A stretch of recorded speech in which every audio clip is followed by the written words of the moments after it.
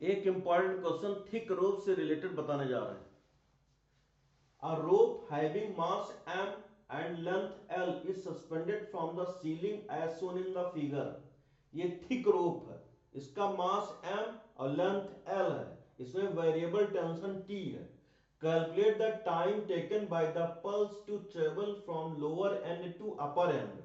अब इसको सॉल्व करना है, तो इसमें एल लेंथ में कितना मास है, एम मास, तो यूनिट लेंथ में कितना मास होगा, एम बाय एल, ये लीनियर मास डेंसिटी हो जाएगा। तो वाई लेंथ में कितना मास होगा, M by L into Y हो जाएगा। अब ये थिक रोप है और इसमें एम जी डाउनवर्ड डायरेक्शन में वेट है और टी टेंशन है, तो T equal to M G, तो M by L Y into G equal to T हो जाएगा। और v equal to velocity of transverse wave v equal to under root T by mu होता है। t की value put कर दिया और म्यू की वैल्यू m बाय एल, तो v equal to under root Y G हो जाएगा।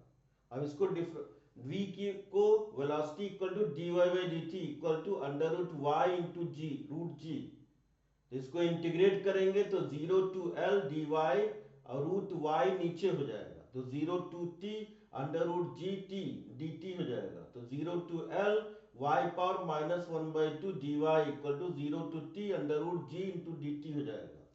इसको इंटीग्रेट करेंगे तो y power minus half plus one upon minus half plus one हो जाएगा equal to under root ji t 0 to t, तो under root g into t हो जाएगा। 2 root l equal to under root g into t हो जाएगा। T equal to 2 under root L upon under root G हो जाएगा। अब next, energy related to travelling wave, ये string है तो इसमें एनर्जी बतानी है। Kinetic energy, potential energy, total energy, ये डिस्कस करना है। तो ये सपोज काइनेटिक एनर्जी इसमें फाइंड करनी है, इसका थिकनेस dx है, तो let length of elementary part dx, mass per unit length mu, तो mass of elementary part equal to mu dx हो जाएगा इक्वल टू dm। तो as we know that the equation of transverse wave is given as y equal to a sin omega t minus kx, तो इसको differentiate करेंगे t के respect में, तो dy by dt equal to a omega cos omega t minus kx हो जाएगा। ये particle velocity हो जाएगा a omega cos omega t minus kx।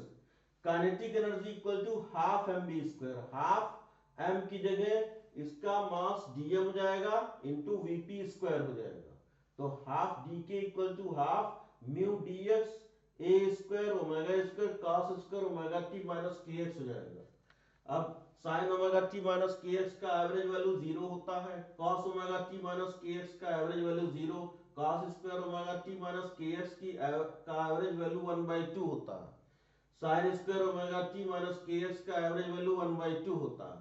तो इसकी एवरेज काइनेटिक एनर्जी फाइंड करनी है, तो average kinetic energy equal to half mu dx a square omega square cos square omega t minus kx, इसकी value 1/2 हो जाएगी, तो 1/4 mu dx a square omega square, तो dk bar equal to 1/4 mu dx a square omega square. Important note, first at extreme position v minimum kinetic energy minimum, at mean position v maximum kinetic energy maximum, maximum particle velocity equal to a omega। Thank you।